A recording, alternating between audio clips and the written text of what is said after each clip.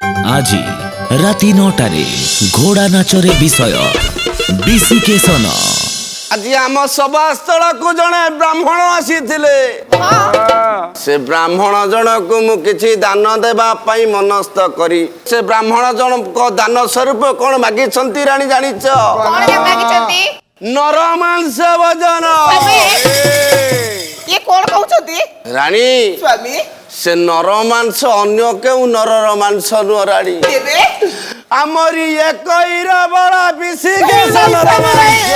কলে অন্য মাংস মর নাহি প্রয়োজন যদি তার পুত্র মাংস রাজন হে। যদি তার পুত্র মাংস এ সহস্তে বধিবু তো পত্নী রান্ধিব। সহস্তে বধিবু তো পত্নী রান্ধিব। হরসরে তেবে সে ভোজন হে বিশেষ।